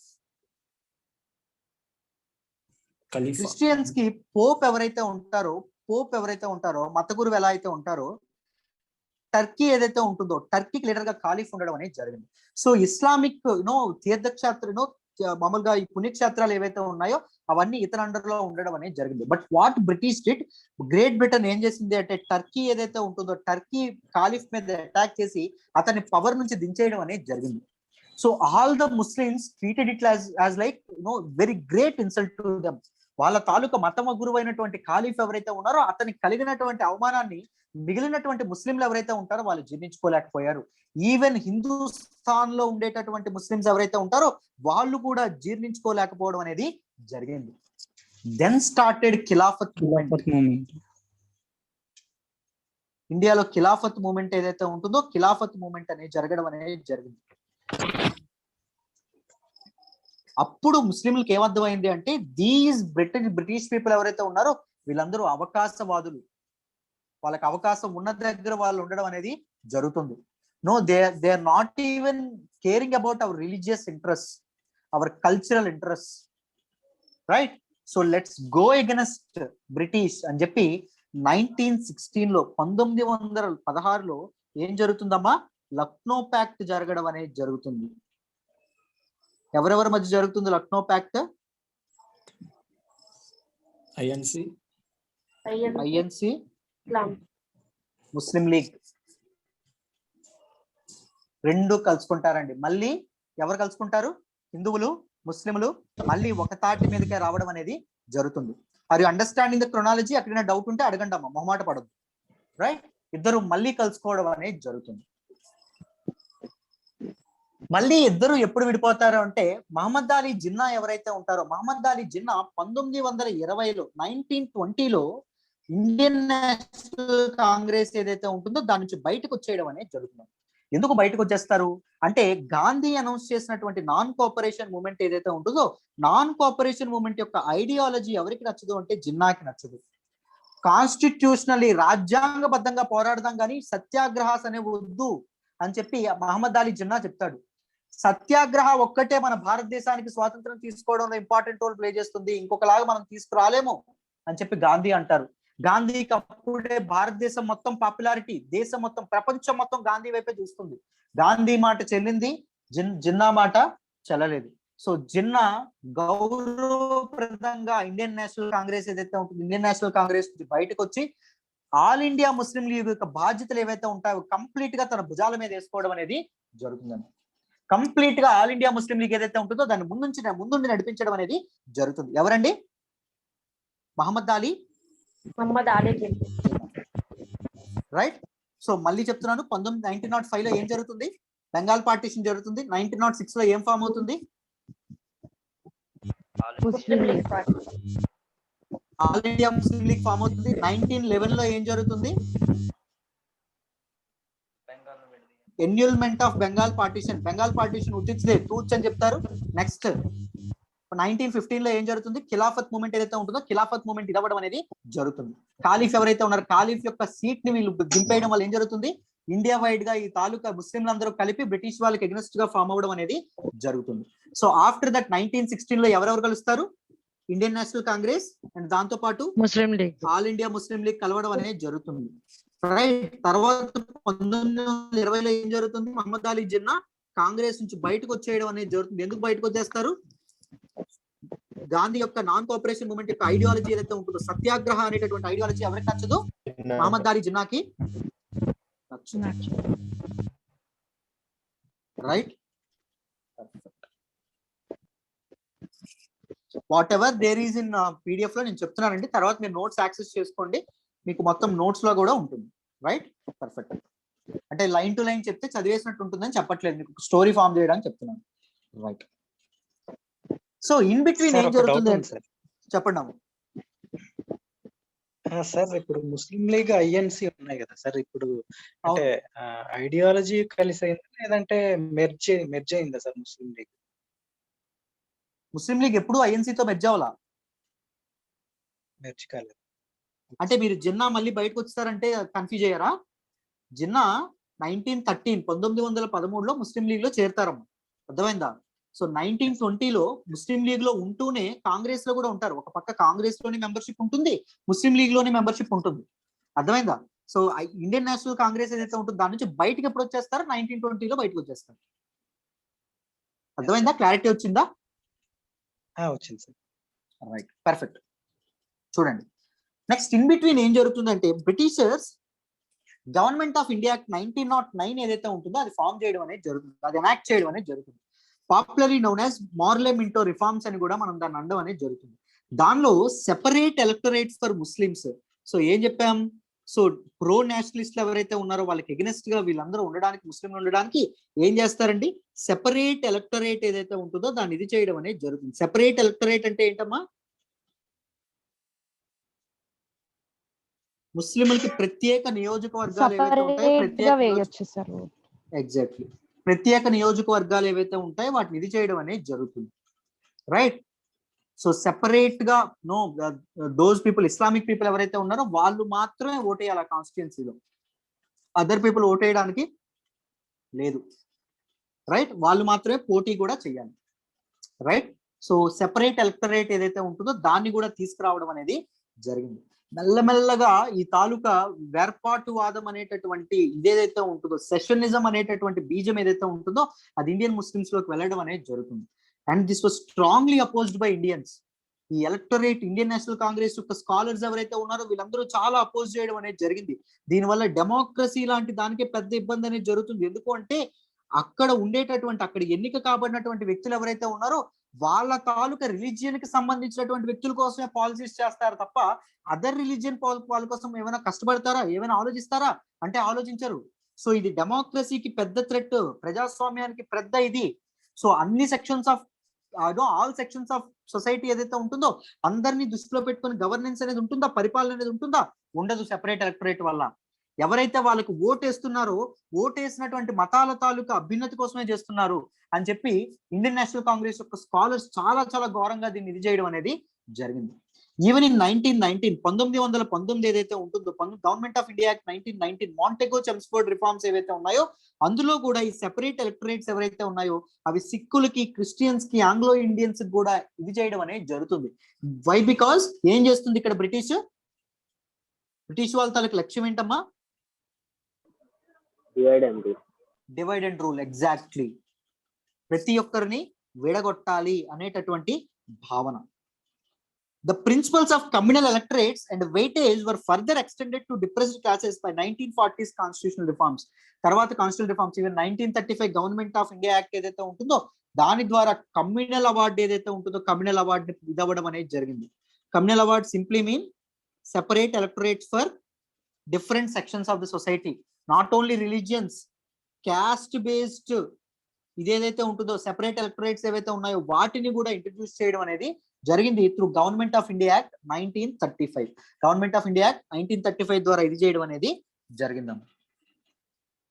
ఈ మధ్యకాలంలో ఇంకొకటి జరిగింది చూడండి, నెహ్రూ రిపోర్ట్.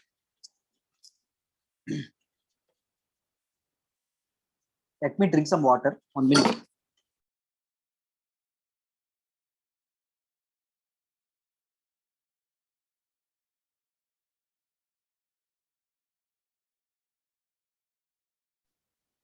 రైట్, చూడండి. Britishers Government of India Act 1919 ఏదైతే ఉంటుందో అది ఎనాక్ట్ చేస్తారండి. దాన్నే మాంటెగో చెమ్స్ఫోర్డ్ రిఫార్మ్స్ అని కూడా అంటాం. దానిలో ఒక క్లాజ్ పెడతారు. ఏంటి అంటే ఆఫ్టర్ 10 years 10 సంవత్సరాల తర్వాత ఒక కమిషన్ అనేది భారతదేశాన్ని సందర్శించి గవర్నమెంట్ ఆఫ్ ఇండియా 1919 యొక్క పెర్ఫార్మెన్స్ ఏదైతే ఉంటుందో దాని మీద ఒక రివ్యూ ఇస్తుంది అని చెప్పడం అనేది జరుగుతుంది. సో ఆ క్లాజ్ ని బేస్ చేసుకొని సరిగ్గా 9 సంవత్సరాల తర్వాత 1928లో సైమన్ కమిషన్ ఏదైతే ఉంటుందో సైమన్ కమిషన్ భారతదేశంలో ఎంటర్ అవ్వడం అనేది జరుగుతుంది. ఇప్పుడండి 1928లో. సో ఆ కమిషన్ ఏదైతే ఉంటుందో it is an all white commission. అంటే ఒక్క భారతీయుడు లేకుండా అందరూ బ్రిటిషర్సే దానిలో ఉండడం అనేది జరుగుతుంది. బట్ భారతీయులు పడుతున్నటువంటి బాధలు బ్రిటిషర్లు తెలుస్తాయా ఎక్కడి నుంచో వచ్చిన వాళ్ళకి? సో ప్రతి ఒక్క ప్రాంతంలో భారతదేశంలో ఉండేటటువంటి ప్రతి ఒక్క ప్రాంతంలో ఈ సైమన్ కమిషన్ ఏదైతే ఉంటుందో దానికి ఎగ్నెస్ట్ గా నిరసనలు ఏవైతే ఉంటాయో, ప్రొటెస్ట్ ఏవైతే ఉంటాయో అవి చెలరేగడం అనేది జరుగుతుందమ్మా.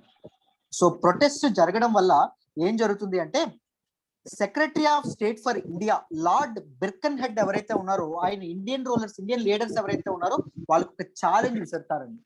మీకు దమ్ముంటే మీరు ఒక కాన్స్టిట్యూషన్ డ్రాఫ్ట్ చేసుకోండి చూద్దాం. మీరు కొట్టుకోవడానికే టైం సరిపోదు. మతం అని కొట్టుకుంటారు, కులాలను కొట్టుకుంటారు, భాషలను కొట్టుకుంటారు, రీజన్స్ అని కొట్టుకుంటారు. మీకు ఏమైనా సత్తా ఉంటే ఏం చేస్తారు? Try to draft a new constitution. ఒక కాన్స్టిట్యూషన్ ఏదైతే ఉంటుందో, ఒక రాజ్యాంగం ఏదైతే ఉంటుందో దాంతో ముందుకు రండి అని చెప్పడం అనేది జరుగుతుంది. ఆ ఛాలెంజ్ ని మన తాలూకు ఇండియన్ లీడర్స్ ఎవరైతే ఉంటారో ఇండియన్ లీడర్స్ అందరూ యాక్సెప్ట్ చేస్తారండి. సో ఒక కొత్త కాన్స్టిట్యూషన్ అనేది ఏర్పరచడం కోసం మోతీలాల్ నెహ్రూ ఎవరైతే ఉంటారో అతని తాలూకు అధ్యక్షత, who is the father of Jawaharlal Nehru, అతని తాలూకు అధ్యక్షతన జవహర్లాల్ నెహ్రూ సెక్రటరీగా ఒక కమిటీ అనేది ఏర్పడడం అనేది జరుగుతుంది. వీళ్ళు ఒక నెహ్రూ రిపోర్ట్ ఏదైతే ఉంటుందో దాంతో ముందుకు రావడం అనేది జరుగుతుంది.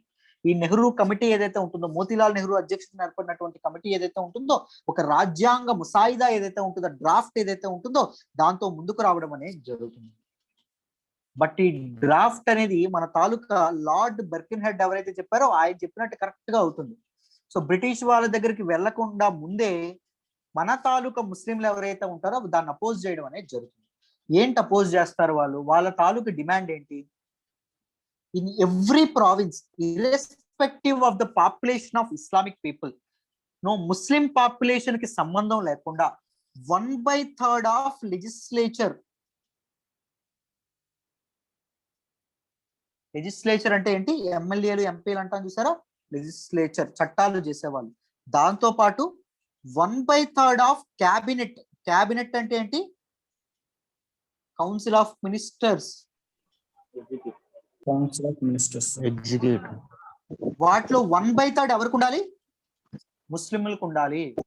మనకి ముస్లిం పాపులేషన్ ఎక్కడ ఎక్కువ ఉంటుంది? నార్త్ వెస్ట్ ఫ్రాంటియర్ లో ఎక్కువగా ఉండడం అనేది జరుగుతుంది. ప్రెజెంట్ పాకిస్తాన్ ప్రాంతం, ఇంకా బెంగాల్, ఈస్ట్ బెంగాల్ ప్రాంతం ఏదైతే ఉంటుందో అక్కడ కూడా ఉంటుంది. అక్కడ మీరు ఇది డిమాండ్ చేస్తే ఓకే. ఇప్పుడు మీరు తమిళనాడు వెళ్తారు, తమిళనాడులో ముస్లిం పాపులేషన్ ఎక్కువగా ఉంటుందా? ఉండదు. బట్ స్టిల్ 1/3 ఆఫ్ లెజిస్లేచర్ అనేది ఎవరికి ఉండాలి? ముస్లింలకు ఉండాలి. 1/3 ఆఫ్ క్యాబినెట్ ఎవరికి ఉండాలి? ముస్లింలకు ఉండాలి. అండ్ ఎవరండి డిమాండ్ చేస్తారు?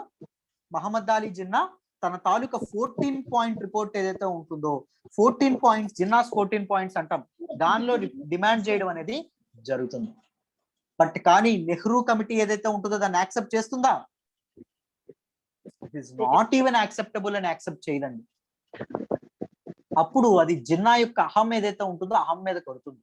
అప్పటికే మన తాలూకా గాంధీ ఎంత పాపులర్ లీడరో జిన్నా కూడా ముస్లింలు అంతే పాపులర్ లీడర్ గా అవతరించడం అనేది జరుగుతుంది.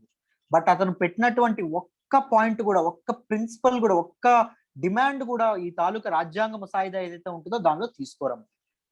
సో అది జిన్నా యొక్క అహం ఏదైతే ఉంటుందో అహం దెబ్బతీయడానికి ఇదవ్వడం అనేది జరుగుతుంది.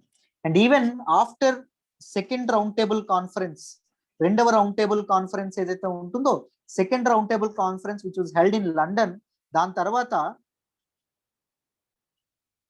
రామ్సే మెక్డొనాల్డ్ ఎవరైతే ఉన్నారో ఆయన కమ్యూనల్ అవార్డు ఏదైతే ఉంటుందో దాన్ని ఇంట్రడ్యూస్ చేస్తారు. Separate electorate for different religions, separate electorate for different caste, కులాలకి. అది మన తాలూకా ఇండియన్ ఐఎన్సీ లీడర్స్ ఎవరైతే ఉన్నారో మహాత్మా గాంధీతో సహా ఎవరికి ఇష్టం ఉండదు. బట్ అంబేద్కర్ ఒక్కరికే ఇష్టం, మిగిలిన వాళ్ళందరూ దాన్ని అపోజ్ చేయడం అనేది జరుగుతుంది. సో ఈవెన్ ముస్లింలు ఎవరైతే ఉన్నారో వాళ్ళు కమ్యూనల్ అవార్డుని సపోర్ట్ చేసినప్పటికీ గాంధీ అధ్యక్షతన ఉన్నటువంటి ఇండియన్ నేషనల్ కాంగ్రెస్ లీడర్స్ ఎవరైతే ఉన్నారో దాన్ని అపోజ్ చేయడం అనేది జరుగుతుంది. అది కూడా హిందువులకి ముస్లింలకి మధ్య పెద్ద అగాధం ఏర్పడడానికి దారితీయడం అనేది జరుగుతుంది. పూనా ప్యాక్ట్ 1932 1932లో పూనా ప్యాక్ట్ అనేది జరగడం అనేది జరుగుతుంది. పూనా ప్యాక్ట్ లో ఏం చేస్తారు? ఎవరెవరి మధ్య జరుగుతుంది పూనా ప్యాక్ట్? గాంధీ, అంబేద్కర్ అంతేనా? చేసేస్తారు sir. All India Muslim league leaders ఎవరైతే ఉంటారో వీళ్ళ మధ్య జరగడం అనేది జరుగుతుంది. అర్థమైందా? దీనిలో కమ్యూనల్ అవార్డు ఏదైతే ఉంటుందో కమ్యూనల్ అవార్డు అనేది పెట్టకూడదు అనేటటువంటి డిసిషన్, గాంధీ చెప్పినటువంటి డిసిషన్ ఏదైతే ఉంటుందో డిసిషన్ తీసుకోవడం అనేది జరుగుతుంది. అర్థమైందా? ఉమ్మడిగానే అందరూ పోటీ చేయొచ్చు, అన్ని రిలీజియన్స్ పోటీ చేయొచ్చు, కానీ ఒక వ్యక్తి గెలాలంటే మినిమం 33% ఓట్స్. సింపుల్ గా చెప్తాను చూడండి. సపోజ్ బెంగాల్ ప్రావిన్స్ ఉంది. బెంగాల్ ప్రావిన్స్ లో ఇరెస్పెక్టివ్ ఆఫ్ ద రిలీజియన్ ఎవరైనా పోటీ చేయొచ్చు. హిందువు పోటీ చేయొచ్చు. ముందు కమ్యూనల్ అవార్డు ప్రకారం ఎవరు ఏ రిలీజియన్ ఉంటే ఆ రిలీజియన్ మాత్రమే పోటీ చేయాలి. బట్ ఇక్కడ ఏంటి? హిందూ పోటీ చేయొచ్చు, ముస్లిం పోటీ చేయొచ్చు, సిక్ పోటీ చేయొచ్చు, ఎవరైనా పోటీ చేయొచ్చు. కానీ ఇతను గెలవాలంటే మెజారిటీ వస్తే సరిపోదు. ఇతను ఏ తాలూకా దీనికి సంబంధించినటువంటి వ్యక్తో, హిందూ మతానికి సంబంధించినటువంటి వ్యక్తి అయితే 33% ఓట్స్ ఏవైతే ఉన్నాయో 33% ఓట్స్ అనేవి ముస్లింల నుంచి తప్పకుండా రావాలి. అర్థమైందా? పర్ఫెక్ట్ గా ఓట్ డిస్ట్రిబ్యూషన్ అనేది తప్పకుండా అవ్వాలి. సో 33%, ఆయన 50% కంటే ఎక్కువ ఓట్లు వచ్చినప్పటికీ ముస్లిం యొక్క ఓట్స్ 33% లేవనుకోండి, 30% ఉన్నాయనుకోండి, ఆయన విన్నర్ కాదు అనేటటువంటి కొన్ని ఆంక్షల మీద ఈ పూనా ప్యాక్ట్ ఏదైతే ఉంటుందో, పూనా ఒప్పందం ఏదైతే ఉంటుందో అది జరగడం అనేది జరిగిందమ్మా. సో అది కూడా ఇంకా ఎందుకు వీళ్ళు ఇంకా కమ్యూనల్ అవార్డు ఒప్పుకోవట్లేదు అని చెప్పి ముస్లిమ్స్ ఎవరైతే ఉన్నారో ముస్లిమ్స్ హిందూస్ కి ఎగనెస్ట్ గా వెళ్ళడం అనేది జరిగింది. నెక్స్ట్ చూడండి, third round table conference. Third round table conference was held in London and it was attended by 46 members. మొత్తం 46 మంది సభ్యులు అటెండ్ అవ్వడం అనేది జరుగుతుందమ్మా. సో ఈ కాన్ఫరెన్స్ లో చౌదరి రెహమద్ అలీ ఎవరైతే ఉన్నారో ఈ propose the name of new land specially carved out from India for Muslims and the name which was Pakistan. So Chaudhary Rehmat Ali ఎవరైతే ఉంటారో ఆయన థర్డ్ రౌండ్ టేబుల్ కాన్ఫరెన్స్ ఏదైతే ఉంటుందో 1932లో జరిగింది. ఆ కాన్ఫరెన్స్ లో ఏం చేస్తారు? సో ముస్లిమ్స్ ఎవరైతే ఉన్నారో భారతదేశం నుంచి ముస్లిమ్స్ కి ఒక సెపరేట్ ల్యాండ్ అనేది కావాలి, ఆ ల్యాండ్ పేరు పాకిస్తాన్ అనేటటువంటి పేరు పెట్టాలి అని చెప్పి తన ప్రపోజల్ ఏదైతే ఉంటుందో ప్రపోజల్ పెట్టడం అనేది జరుగుతుంది. బట్ పాకిస్తాన్ అనేటటువంటి పేరు ఈయన మొదటిసారి ఇంట్రడ్యూస్ చేసినప్పటికీ సెపరేట్ ల్యాండ్ ఫర్ ముస్లిమ్స్ అని ఎవరు ఇది చేస్తారో తెలుసా? మొదట Muhammad Iqbal. Muhammad Iqbal is a great poet. ఏం రాశారో తెలుసా ఆయన? సారే జహాं से अच्छा, సారే జహాన్ సే అచ్చా హిందుస్థాన్ హమారా. రైట్, 1904 లో 1 year బిఫోర్ బెంగాల్ పార్టీషన్ ఏదైతే ఉంటుందో అది ఈయన రాయడం అనేది జరుగుతుంది. సో ఈయన ముస్లిమ్స్ ఎవరైతే ఉన్నారో ముస్లిమ్స్ తాలూకు ఇంట్రెస్ట్ నెగ్గాలి అంటే ఏం చేయాలి? ఒక సెపరేట్ నేషన్ అనేది ఫామ్ అవ్వాలి అని చెప్పడం అనేది జరుగుతుంది. బట్ పాకిస్తాన్ అనే నేమ్ అనేది ఏ రౌండ్ టేబుల్ కాన్ఫరెన్స్ లో వచ్చిందంటారు? ఏ రౌండ్ టేబుల్ కాన్ఫరెన్స్ అమ్మా? Third round table conference by Chaudhary Rehmat Ali. సో అప్పుడు అక్కడ ఉన్నటువంటి ముస్లిం లీడర్స్ ఎవరైతే ఉన్నారో మహమ్మద్ అలీ జిన్నా, అగా ఖాన్, ఫజ్లుల్ హక్ ఎవరైతే ఉన్నారో వీళ్ళందరూ ఆ ప్రపోజల్ ఏదైతే ఉంటుందో ప్రపోజల్ ని యాక్సెప్ట్ చేయడం అనేది జరుగుతుంది. సో 1930s టైం నుంచే ఈ తాలూకా ఇదేదైతే ఉంటుందో Bengal partition separate partition of Hindustan ఏదైతే ఉంటుందో అదొక ఐడియాలజీగా ఇస్లామిక్ పీపుల్ ఎవరైతే ఉన్నారో ముస్లిం పీపుల్ ఎవరైతే ఉన్నారో వాళ్ళకి ఇదవ్వడం అనేది జరిగింది. But Indian National Congress never అది ఎప్పుడు సీరియస్ గా తీసుకోలేదు. వీళ్ళేదో వాళ్ళ ఇంట్రెస్ట్ కోసం పాటు పడుతున్నారు కానీ నిజంగా విడిపోతారని చెప్పి అనుకోలేదు. బికాస్ దిస్ ల్యాండ్ ఏదైతే ఉంటుందో the holy land of Hindustan ఏదైతే ఉంటుందో it was wonderful culture, Hindu Muslim culture, Hindu Muslim హార్మోనీకి పెట్టినటువంటి పేరు. దాంతోపాటు యూనిటీ ఇన్ డైవర్సిటీకి పెట్టిన పేరు ఏంటి అంటే మన తాలూకా హిందుస్థాన్. ఆల్రెడీ నేను చెప్పాను మోడర్న్ ఇండియా స్టార్ట్ చేసేటప్పుడు modern India is nothing but the transformation of Hindustan to India. ముందు మంది హిందుస్థాన్ గా ఉండేది, తర్వాత ఏమైంది? ఇండియాగా మారింది. సో మోడర్న్ ఇండియా, మోడర్న్ హిస్టరీలో మనం ఎప్పుడు మాట్లాడుకున్నా ఇండియా అనే పేరు పెట్టకూడదు, హిందుస్థాన్ అంటూ ఉండాలి. అదేవిధంగా ఈవెన్ ఇంటర్వ్యూస్ లో కూడా మీరు అది అలవాటు చేసుకోవడం అనేది జాగ్రత్తగా అలవాటు చేసుకోండి. So third round table conference ఏదైతే ఉంటుందో, థర్డ్ రౌండ్ టేబుల్ కాన్ఫరెన్స్ లో ఈ పాకిస్తాన్ అనేటటువంటి పేరు మొదటిసారి రావడం అనేది జరిగింది. And the rest is history. అర్థమైందా? To be continued tomorrow. సో రేపు partition and the main Jammu and Kashmir issue discuss చేస్తాను. సో కన్ఫామ్ గా క్లాస్ అటెండ్ అవ్వడానికి ప్రయత్నించండి. ఓకేనా? ఇన్ డెప్త్ నేర్చుకుంటారు. ఎక్కడా మీకు ఇవన్నీ చెప్పరండి. సింపుల్ గా రౌండ్ టేబుల్ కాన్ఫరెన్స్, సింపుల్ గా బెంగాల్ పార్టిషన్ సింపుల్ గా చెప్పేస్తారు. But I'm touching modern history in detail. So make use of this one. Trust me. చెప్పండి sir. GOI act means government of India act. Okay sir, thank you. Right. So make sure attend tomorrow. రేపు కూడా attend అవ్వడానికి ప్రయత్నించండి. అందరికి అర్థమైందా class? Yes sir. ఇప్పటి వరకు everyone? Yes sir. Sir ఇంకొక డౌట్ ఉంది సార్. చెప్పండి చెప్పండి సార్. టర్క్స్ అన్న తురుష్కులు అన్న ఒకలేనా సార్? ఒకటే అమ్మా. టర్క్స్ అంటే టర్కీ నుంచి వచ్చిన వాళ్ళేనా సార్? యా, ఒకప్పుడు టర్కీ నుంచి వచ్చినటువంటి వాళ్ళు. ఒకప్పుడు టర్కీ ఎలా ఉండేది కాదు. సిరియా, టర్కీ అండ్ ఇరాన్ ఏవైతే ఉన్నాయో ఇవన్నీ కలిపి ఉండేది. అర్థమైందా? ఓకే. ఇప్పుడు మొఘల్స్ కి టర్క్స్ కి తేడా ఉందా సార్? ఆఫ్ కోర్స్ తేడా ఉంది. Mughals from Mongolia. Okay sir. అందుకే మొఘల్స్ అవుతుంది. Yes sir. అర్థమైందా? తర్వాత చెప్పండి. ఫిలాసఫీ అన్నారు కదా సార్. ఫిలాసఫీ అంటే అర్థం ఏమొస్తుంది సార్? ఫిలాసఫీ అంటే ఫిలాసఫీ అంటే ఏంటి అంటే, ఫిలాసఫీ తెలుగులో ఎలా ఏమంటావమ్మా? తత్వశాస్త్రం. యా, తత్వం. తత్వవేత్త సార్. The underlying concept. ఆ పునాదులు ఏవైతే ఉంటాయో పునాదులు. సో చూడండి అక్కడ ఏం చెప్పారు అంటే, ముస్లిం ఏదైతే ఉంటుందో, ఎప్పుడైతే వెస్టర్న్ కల్చర్ ఎప్పుడైతే ఇంపోజ్ అవుతుందో, the true spirit of Islam యొక్క ఒరిజినల్ టెనెట్స్ ఏవైతే ఉంటాయో, పునాదులు ఏవైతే ఉంటాయో కదిలిపోతాయి. అర్థమైందా? ఎందుకు? There was cultural imposition, cultural diffusionism అనేది జరుగుతుంది. సంస్కృతి, పాశ్చాత్య సంస్కృతి ఏదైతే ఉంటుందో అది ఇస్లామిక్ కల్చర్ ఏదైతే ఉంటుందో దాని మీద కంప్లీట్ ఎఫెక్ట్ చూపించడం అనేది జరుగుతుంది. అర్థమైందా? అది మనకు అక్కడ చెప్పడం అనేది జరిగింది. చెప్పండి సార్. హిందూ ముస్లిం డివైడ్ అంటే సార్? హిందూ ముస్లిం డివైడ్ అవ్వడం అంటే ఏంటనా? విడిపోవడం అమ్మా. టెర్రరిజం ఎందుకు వస్తుంది సార్ ఇండియా పాకిస్తాన్? ఎక్కడో డిస్టర్బెన్స్ వస్తుంది. ఒక్క నిమిషం, నేను అందరినీ మ్యూట్ చేస్తాను. ఇప్పుడు అడగాల్సిన వాళ్ళు అడగండి. టెర్రరిజం ఎందుకు వస్తుంది సార్ ఇండియా పాకిస్తాన్? టెర్రరిజం ఎందుకు వస్తుంది పాకిస్తాన్ వర్సెస్ ఇండియా? చెప్తాను మీకు నెక్స్ట్ క్లాస్ లో మీకు అర్థమవుతుంది. వై టెర్రరిజం, ఎందుకు, బోన్ ఆఫ్ కంటెన్షన్ ఎందుకో నెక్స్ట్ చెప్తాను. టెర్రరిజం ఎందుకని. ఓకేనా? Please stay tune. రైట్? ఏంటమ్మా? చెంగిస్ ఖాన్ మొఘల్కి సంబంధించిన యా, చెంగిస్ ఖాన్ మొఘలుల యొక్క మదర్ సైడ్ కి ఏదైతే ఉంటుందో దానికి సంబంధించినటువంటి వాడు. అర్థమైందా? మొఘల్స్ లో డీటెయిల్ గా డిస్కస్ చేస్తాం.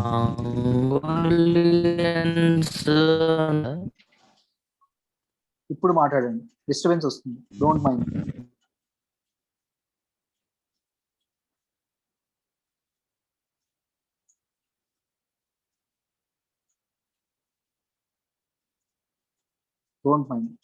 ఇంకా ఏమైనా డౌట్స్ ఉన్నాయా? సార్ మంగోలియన్స్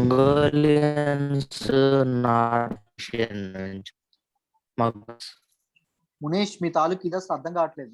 మీకు చాలా డిస్టర్బెన్స్ వస్తుంది. మంగోలియన్స్ నార్త్ ఈస్ట్ నుంచి వచ్చిన వాళ్ళ సార్? మంగోలియన్స్ సెంట్రల్ ఏషియా ప్రాంతానికి చెందినటువంటి వాళ్ళు. సెంట్రల్ ఏషియా ప్రాంతానికి చెందినటువంటి వాళ్ళు.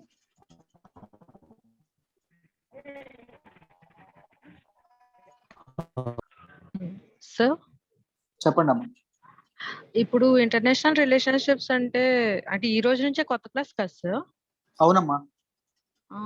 అంటే పాకిస్తాన్ అంటే ఏవే బోర్డర్స్ అయితే ఉన్నాయో దాంతో రిలేషన్స్, అన్ని కంట్రీస్ తో రిలేషన్స్. మనకి అంటే ఇప్పుడు ఇంటర్నేషనల్ మనం రిలేషన్స్ లో ఇండియా అండ్ నైబర్హుడ్ ఒకటి ఉంటుంది. అంటే ఇండియాకి నైబర్స్ గా ఉండేటటువంటి నేషన్స్ ఏవైతే ఉన్నాయో అన్నింటితో రిలేషన్స్ మాట్లాడుకుంటాం. India Pakistan, India China, India Bhutan, India Sri Lanka, India Maldives, దాంతో పాటు మనకి ఇండియా మయన్మార్, అర్థమైందమ్మా, ఇండియా నేపాల్, ఓకే సార్. ఇవన్నీ మనం మాట్లాడుకోవాలి. అదే ఈ సబ్జెక్ట్ వైజ్ గా ఇప్పుడు మన సబ్జెక్ట్ లో ఇవన్నీ ఉంటాయి కదా సార్. ఇవన్నీ ఉంటాయమ్మా, అన్నీ ఉంటాయి. Okay okay sir. Okay sir. అన్ని కవర్ చేస్తాను, డోంట్ వరీ.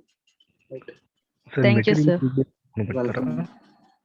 చెప్పండి సార్. మెటీరియల్స్ పీడిఎఫ్ లో ఏమైనా పెడతారా సార్? యాప్ లో అప్లోడ్ చేస్తానండి. Okay sir, thank you.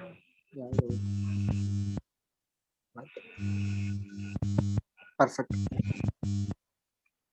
So అందరికి మరి డౌట్స్ ఏం లేవా? Any other doubts? No sir, thank you so much sir.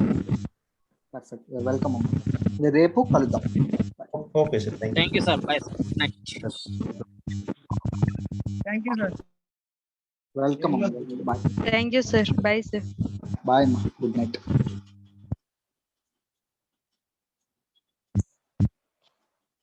ఏదో ఎల్టీఎక్స్ ఏదో అన్నారు, నాకు అర్థం కాదు.